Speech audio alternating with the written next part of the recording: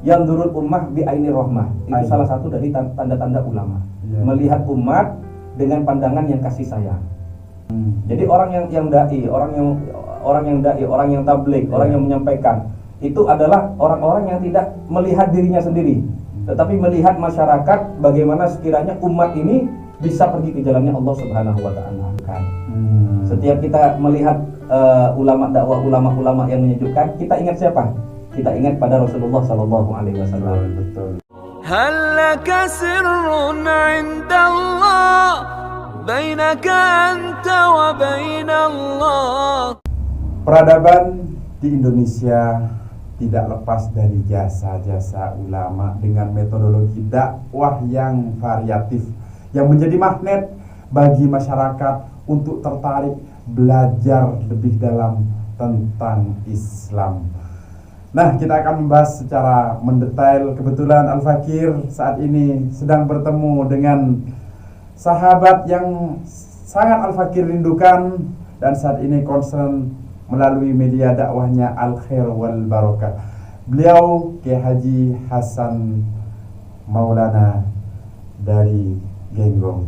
Kita sapa dulu sahabat-sahabat. Assalamualaikum warahmatullahi wabarakatuh. Waalaikumsalam warahmatullahi wabarakatuh. wabarakatuh. Alhamdulillah kuntu khairan wa afiyah bi barakatikum. Lama tak ketemu ya. Lama tak jumpa. Nah, alhamdulillah takdir bisa jumpa terus. Makanya walafu ini Kiai langsung anak tarik antum ke studio mini ana ini Kiai karena terus terang saja kalau kita berbicara sejarah di Indonesia, ya kan, dengan ulama-ulama yang datang ke Indonesia menyebarkan dakwah Islam, metodologinya pun variatif, bermacam-macam Kiai, dan yang digandrungi saat ini yaitu dengan majelis-majelis dan juga cara berdakwahnya pun macam-macam. Ada yang kencang, ada yang santuy.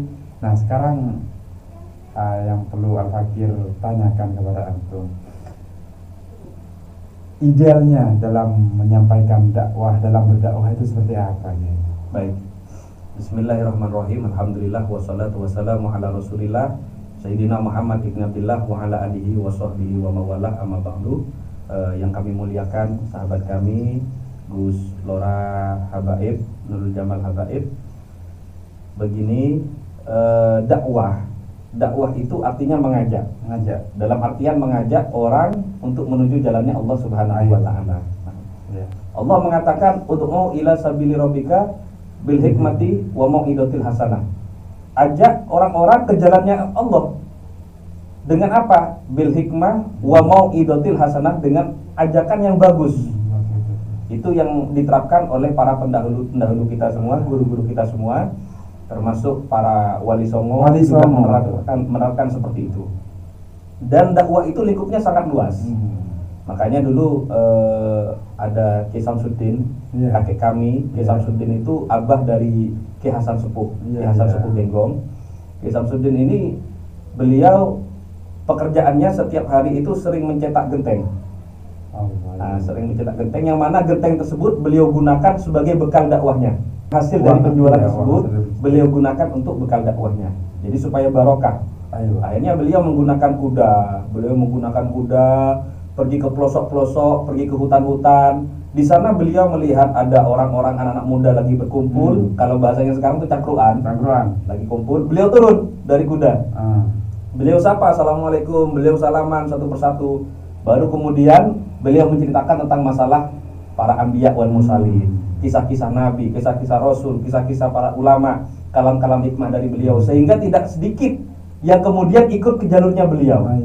Tetapi pada saat itu istilah dai atau istilah mubalik itu masih belum familiar seperti sekarang, sehingga orang-orang dulu menjuluki beliau Kiai Samsuddin dengan tukang dongeng.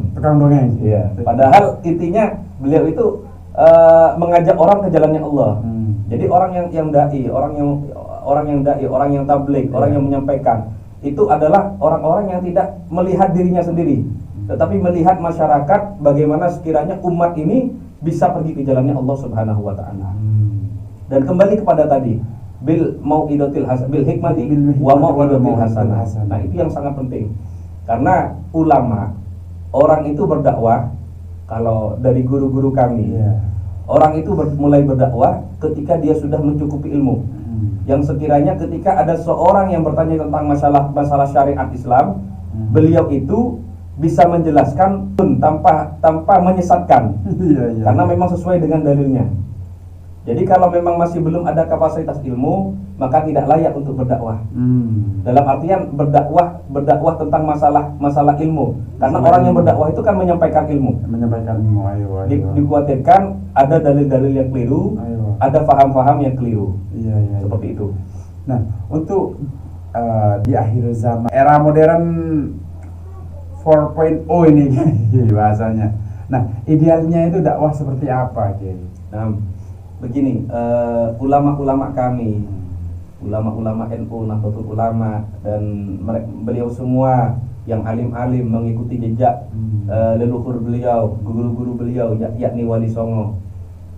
Yang durul ummah bi aini rahmah, itu salah satu dari tanda-tanda ulama. Melihat umat dengan pandangan yang kasih sayang. Jadi ketika mereka berdakwah, bukan emosi yang dikedepankan. Sehingga ulama-ulama dulu, kiai-kiai dulu, untuk mengatakan haram saja itu sangat sulit sekali kepada para masyarakat. Saya rasakan itu waktu kecil. Saya rasakan. Biasanya kiai-kiai kita zaman dulu jangan seperti itu, nak, tidak bagus. Iya, bahasanya seperti tidak itu. Langsung kamu kenapa kok haram itu? Tidak, dalilnya begini tidak. Jangan begitu, nak, itu tidak bagus. Pasti ujungnya tidak bagus, bukan langsung haram. Dan kemudian dikiaskan kalau dulu ulama dulu, kiai dulu begini, sehingga itu lebih menyentuh kepada masyarakat. Artinya memberikan solusi yang solutif, jangan begitu, nah itu harusnya begini. Ada solusi. Ada solusi di tengah-tengah masyarakat.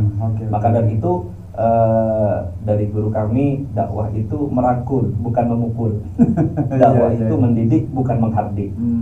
Kalau memang dakwah dari Wali Songo itu keras, yang pada saat itu masyarakat kebanyakan non-muslim. Nah, ini bahasa ulama dulu saja tidak mengatakan kafir, tetapi non-muslim. Kalau seandainya saat itu non-muslim dan Pak dakwah Wali Songo ini keras, maka akan sulit untuk mengikuti jejak beliau-beliau semua. Betul. Kita ambil contoh dulu ketika 3 hari mereka selamatan, masyarakat Jawa zaman dulu itu selamatan sampai kuenya busuk dan yang lain untuk sesajen kepada ya katakanlah sebagai sesembahannya leluhurnya, bahasa dulu, bahasa zaman dulu. Ya. Nah, itu kan israf, maksudnya mubazir. Nah, di sini Wali Songo tidak langsung mengatakan ini mubazir, begini haram, tidak. Tetapi sesat tidak seperti itu. Bagaimana kalau kita adakan doa bersama? Ini kan doa bersama. Dan kemudian makanannya kita makan. Itu kata Wali Songo, sehingga hal itu bisa diterima. Atau seperti contoh orang masyarakat Jawa dulu itu gemar dengan wayang golek. Nah, wayang golek ketika zaman itu tidak langsung dikiaskan, oh ini kok mirip sama manusia, ini begini. Memang saat itu sejarahnya agak mirip. Yang wayang golek itu. Tetapi kemudian oleh Wali Songo dirubah, dan kemudian alur ceritanya pun juga dirubah. Diberikan nafas-nafas Islam. Sehingga ketika memainkan wayang, banyak orang-orang yang juga tersentuh. Betul. Nah, artinya itu bagian dari siasah kalau kita ambil kesimpulan, tidak langsung bahasa mature, nah dipotong begitu ya, haram, sesat. Sehingga kalau mungkin ketika Wali Songo menggunakan metodologi mendoktrin ini halal haram, mungkin sampai detik ini pengikut umat Islam di Jawa terutama tidak akan sebesar ini, ya. Betul sekali. Jadi dakwah yang santun, ya sebagaimana dakwah yang santun adalah dakwah dari Rasulullah Shallallahu Alaihi Wasallam. Nah, betul. Nah, cuma begini, Kiai, belakangan ini kan terjadi konflik of interest antar masyarakat dengan bermunculannya figur-figur tertentu. Nah, titik tekan saya, pertanyaan saya, bil hikmah wal mau'idhah. Mau'idhah dengan hikmah itu secara komprehensif seperti apa, Kiai? Begini, kami sebelumnya memohon maaf kepada semuanya. Bahkan saya sendiri, Muhammad Hasan Maulana dari Pondok Pesantren Genggong pun juga masih belajar. Yang pertama, orang yang berdakwah adalah mengajak ke Allah. Iya. Yang kedua, berdakwah untuk mengajak diri sendiri. Ayo. Untuk mengajak diri sendiri supaya lebih baik lagi. Hmm. Dan yang nomor tiga, tidak merasa lebih baik daripada yang diajak. Karena bisa jadi kita hanya menyampaikan, tetapi hidayah itu semua dari Allah Subhanahu wa taala. Dan kebetulan tempat-tempat saya belajar, yakni di Pondok Pesantren Genggong sendiri, Iya. tempat kelahiran saya, dan juga kemudian di Pondok Pesantren Lirboyo Kediri, Pondok Pesantren Sarang Rembang, dan kemudian kita berada di Pondok Pesantren Darul Ghawa Dakwah Bangil, sampai kemudian saya berada di tarbiyahnya Sultanul Ilmul Ulama Sayyidil Walid Al Habib Salim bin Abdullah Asyatiri di Rubatarim Hadramut Yaman. Saya tidak mendengar ucapan-ucapan dari guru-guru saya yang menyakitkan hati ketika dalam dakwahnya. Saya tidak beliau tegas. Ada beberapa guru saya yang tegas. Ketika dalam menyampaikan ada yang tegas. Tetapi tegas di sini adalah tegas yang ilmiah. Iya. Bukan tegas yang hanya sekedar mencaci maki sampai memperumpamakan seorang dengan binatang, tidak seperti itu. Karena itu sudah di luar adab. Di luar adab ketika untuk seorang mubalik, untuk seorang dai, untuk orang yang disematkan sebagai dai ilallah. Maka dari itu untuk disematkan sebagai kalimat dai ilallah itu sangat berat, mengajak orang kepada Allah Subhanahu wa taala. Nah, ini Kiai. Ada beberapa orang bertanya kepada saya. Nah, itu kan bagian dari nahi mungkar, ya kan? Itu bagian dari mungkar. Ketika melihat kemungkaran langsung sampaikan walaupun dengan cara yang seperti itu. Bagaimana tanggapan Kiai? Sayyidina Umar bin Khattab adalah sahabat yang paling tegas. Iya. Sahabat yang digambarkan sangat dekat pada Allah Subhanahu wa taala. Al-Faruq sangat dekat dengan Rasulullah sallallahu alaihi wasallam, dan beliau adalah sahabat yang dimasukkan dalam kategori yang terutama setelahnya Sayyidina Abu Bakar As-Siddiq. Ayo. Sayyidina Umar bin Khattab, beliau adalah orang yang tegas dan sangat farqu bainal haq wal batil, sangat keras terhadap mana yang benar dan mana yang salah, makanya dijuluki Al-Faruq. Tetapi beliau dalam ketegasannya, beliau dalam lisannya tidak pernah mengucapkan kata-kata yang, mohon maaf, yang berbau sampah. Dalam artian seperti yang saya ucapkan tadi, tidak pernah memperumpamakan orang yang salah itu dengan binatang dan yang lain-lain. Iya. Jadi, dan belum pernah saya dengar itu sampai detik ini. Tidak ada. Makanya kalau ada yang mengatakan, oh ini dakwahnya Sayyidina Umar, itu sama saja dengan menjelek-jelekan Sayyidina Umar bin Khattab. Iya, karena fakta kita kalau saya orang yuridis, saya orang fakta gitu, kita berbicara fakta sejarah pun tidak ditemukan adanya Sayyidina Umar dengan mengibaratkan ketika dia benci kepada seorang dengan mencaci maki, dan artian mencaci maki menyamakan dengan binatang dan lain sebagainya. Makanya kita banyak-banyak bersyukur karena kita mendapatkan ilmu dari guru-guru kita yang santun, menyejukkan. Setiap kita melihat ulama dakwah, ulama yang menyejukkan, kita ingat siapa? Kita ingat pada Rasulullah Sallallahu Alaihi Wasallam. Betul. Yang mana beliau Raufur Rahim. Betul. Itu mempunyai hati yang sangat luas, sangat kasih sayang terhadap umatnya.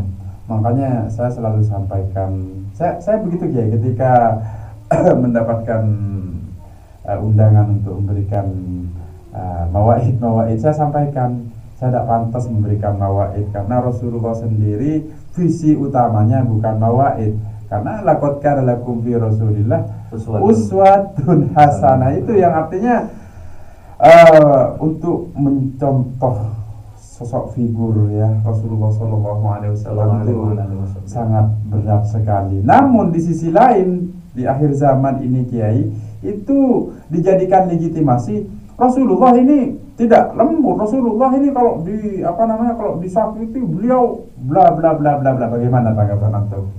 Dakwah itu tidak hanya lisan, tetapi dakwah itu juga keluar dari adab. Makanya Rasulullah dikatakan sebagai uswatun hasanah. Kita lihat bagaimana akhlaknya Rasulullah ketika disakiti. Apakah beliau membalas? Iya. Tidak.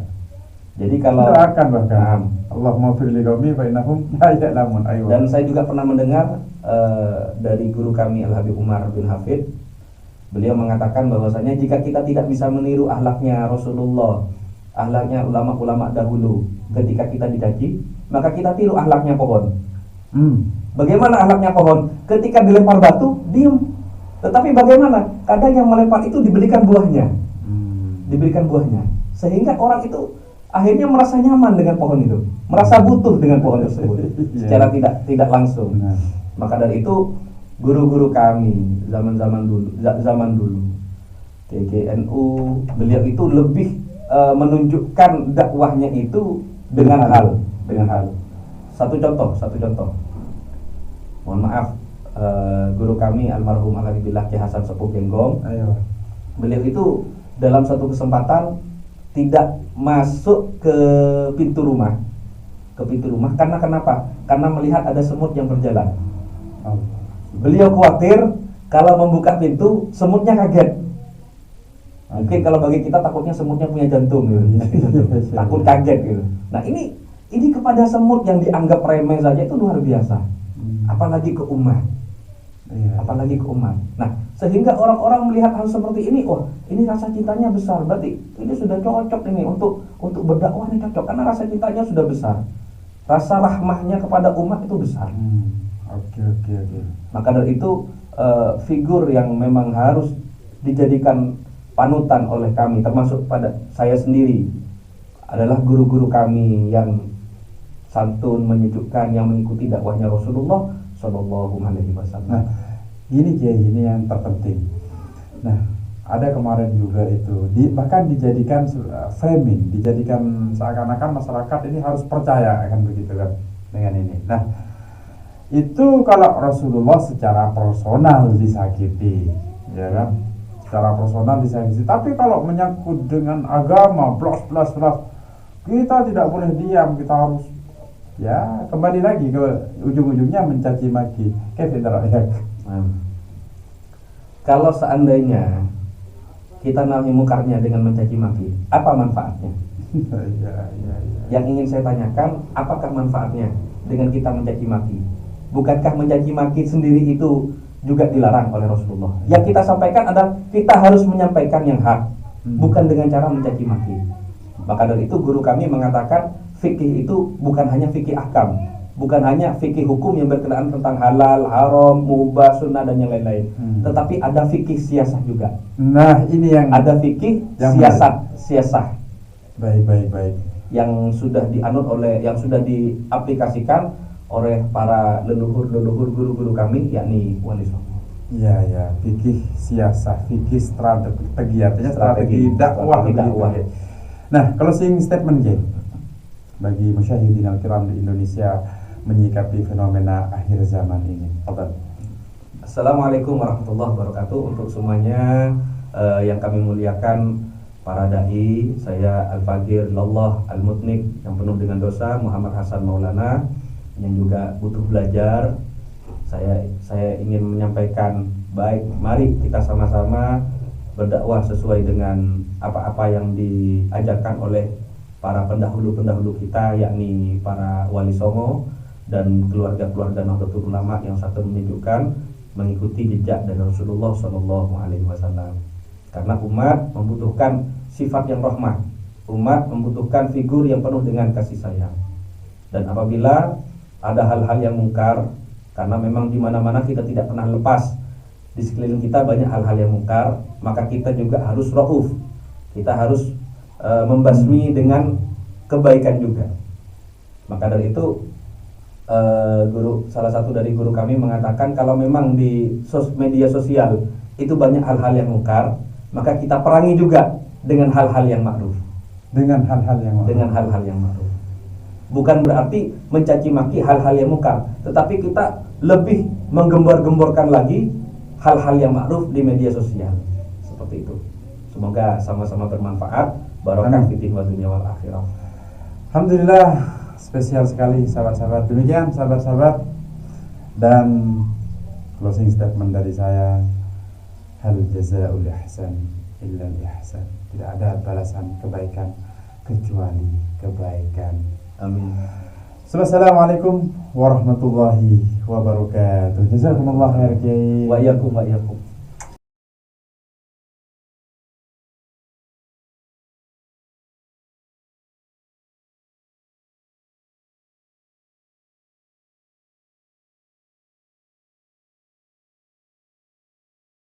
هل لك سر عند الله بينك أنت وبين